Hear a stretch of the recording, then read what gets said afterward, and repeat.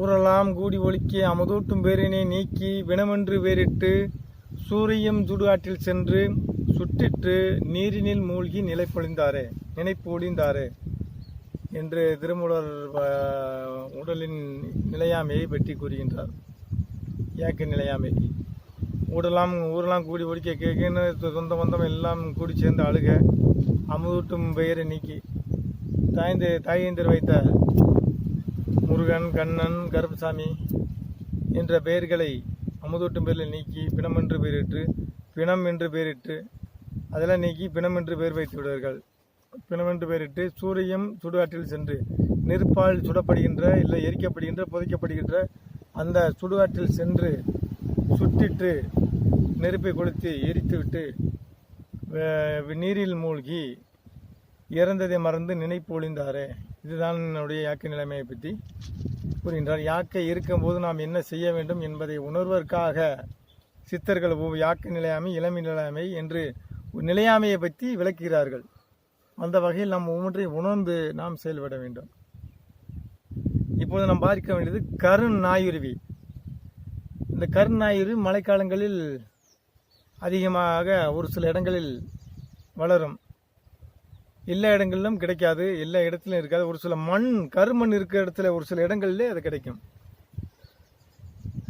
எல்லா இடங்களிலும் கிடைக்கக்கூடிய மூலிகை இல்லை. இப்பொழுது அந்த நாயுருவி நமக்கு வெயில் காலம் என்பதால், கோடை காலம் என்பதால் காய்ந்ததே எடுத்திருக்கிறது கருநாயுருவி.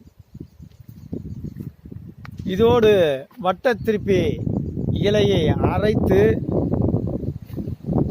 இறந்து போன குச்சி கருவாடு இதை எடுத்து இந்த வட்டத்திருப்பி இலையையும் இந்த கருநாயுருவி இந்த பூவையும் ஒன்று அரைச்சி அந்த குச்சி கருவாட்டில் தடவி சூரியனில் வெயிலில் காய வைத்து ரவியில் காய வைத்து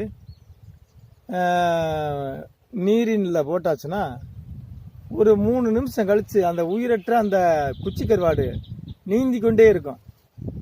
இதை சித்தர்கள் செத்த கருவாடை உயிர் திருப்பும் ஊசலாட்டம் மூலிகை என்பார்கள். செத்த கருவாட்டை ஊசலாட்டம் உயிர் மூலி என்பார்கள். இந்த கரு நாயுருவி உயிரூட்டு மூலிகை. சித்தர்கள் அதை ஜாலமாகவும் ஒரு மூடியாகவும் சில வித்தைகளாகவும் செய்வார்கள். இதே போல் ஒவ்வொரு மூலிகையும் ஒவ்வொரு பயனையும் ஒவ்வொரு சக்தியையும் ஒவ்வொரு தன்மையிலும் கொண்டுள்ளது. ஏதாவது ஒன்றை வேதிமுனை புரிந்து கொண்டே இருக்கும். எல்லா மூலிகையிலும் எல்லா சத்துக்களும், பாசன சத்துக்களும், அமில சத்துக்களும், நவலோக சத்துக்களும் எல்லா சத்துக்களும் இருக்கு. உதாரணமாக வேலுப்பருத்தியில் செம்பு மூலிகை, சுரக்காயில் ஈய சத்து மூலிகை சுரக்காய், இரும்பு சத்து மூலிகை கருந்துளசி, தங்கச்சத்து மூலிகை ஆவாரம்பூவு, கந்தகச்சத்து மூலிகை பிரமதண்டு.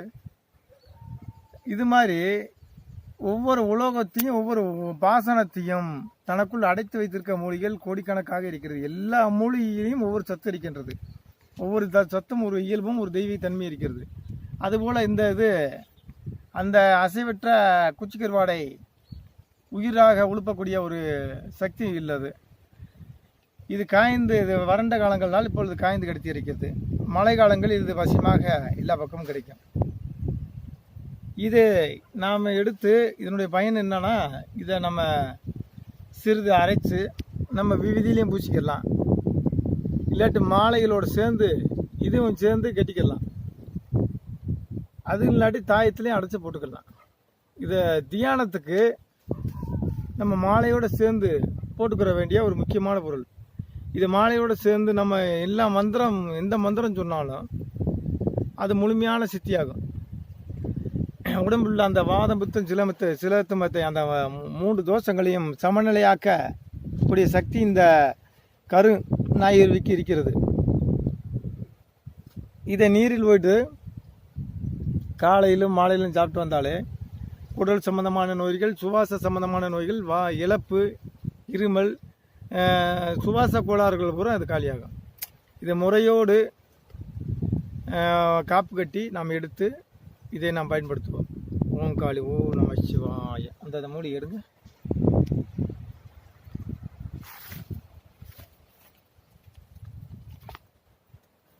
இது அரிதாக கிடைக்கக்கூடிய அபூர்வ மூலி.